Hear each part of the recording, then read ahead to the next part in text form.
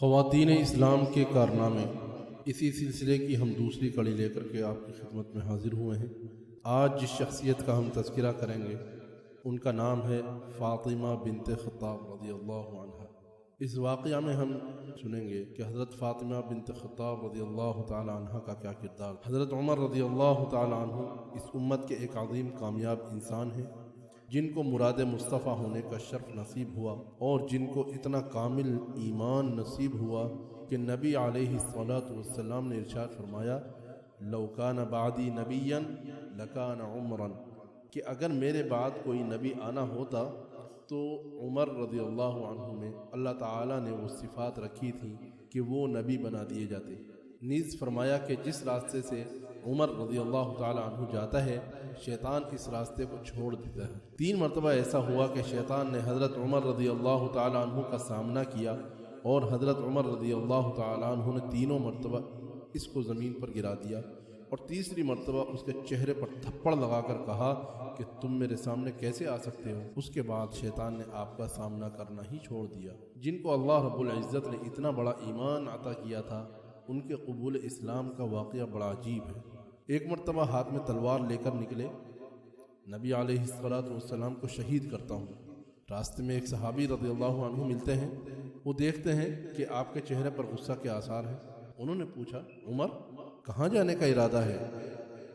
کہنے لگے میں چاہتا ہوں کہ آج مسلمانوں کے پیغمبر علیہ السلام کو نعوذ باللہ شہید کر دوں۔ ان صحابی رضی اللہ عنہ نے فرمایا پہلے تم اپنے گھر کی تو خبر لو، تمہاری بہن فاطمہ اور تمہارے بہنوئی بھی مسلمان ہو چکے ہیں۔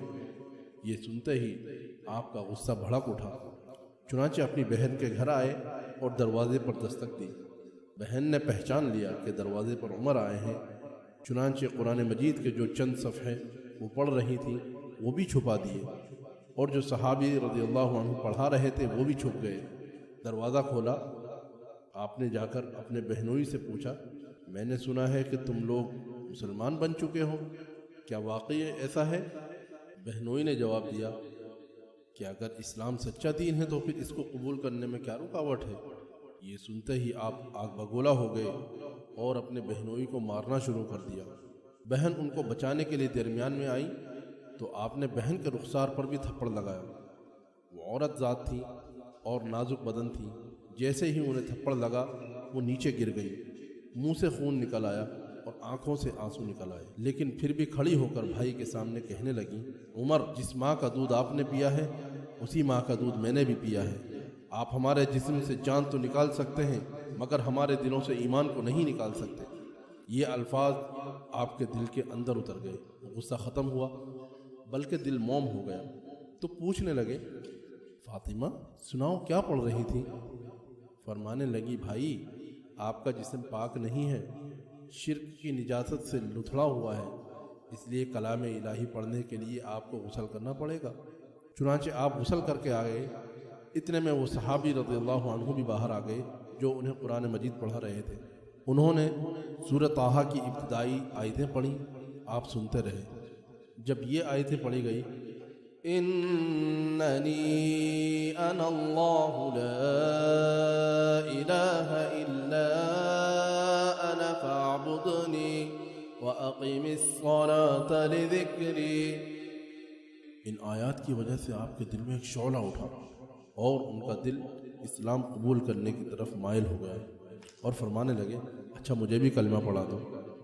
وہ صحابی رضی اللہ عنہ کہنے لگے اللہ اکبر، میں نے نبی کریم صلی اللہ علیہ وسلم سے سنا ہے وہ آپ کے لیے اللہ کے حضور دعائیں فرما رہے تھے کہ اے اللہ عمر بن خطاب یا عمر ابن حشام میں سے کسی ایک کے ذریعے اسلام کو عزت فرما، آؤ میں تمہیں اللہ کے محبوب صلی اللہ علیہ وسلم کے پاس لے چلتا ہوں۔ حضور اکرم صلی اللہ علیہ وسلم اس وقت دار ارقم میں صحابہ کرام رضی اللہ عنہ کے ساتھ موجود تھے۔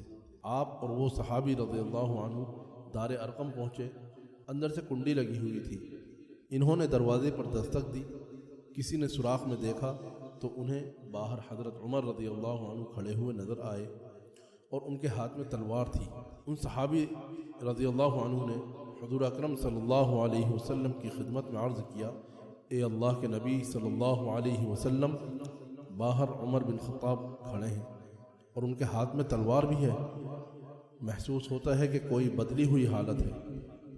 اس وقت حضرت حمزہ رضی اللہ عنہ آگے بڑھے اور فرمانے لگے کہ دروازہ کھول دو، اگر عمر ماننے کی نیت سے آیا ہے تو اس کا آنا مبارک ہو، اور اگر کسی دوسرے ارادے سے آیا ہے تو اسی کی تلوار سے اسی کی گردن اڑا کے رکھ دوں گا۔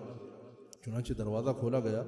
حضرت عمر رضی اللہ عنہ کے حالات بدلے ہوئے تھے، لہذا آ کر دو زانو بیٹھ گئے اور کہنے لگے، اے اللہ کے محبوب صلی اللہ علیہ وسلم، کلمہ پڑھنے کے لیے آیا ہوں۔ صحابہ کرام رضی اللہ عنہم اجمعین نے اللہ اکبر کا نعرہ لگایا۔ محبوب صلی اللہ علیہ وسلم نے بھی خوشی کا اظہار فرمایا کہ اللہ تعالیٰ نے میری دعا قبول فرما لی۔ پھر اللہ کے محبوب صلی اللہ علیہ وسلم نے حضرت عمر رضی اللہ عنہ کو کلمہ پڑھا کر اپنا غلام بنا لیا۔ صحابہ کرام رضی اللہ عنہ اجمعین اس وقت تک دار ارقم میں نمازیں پڑھتے تھے۔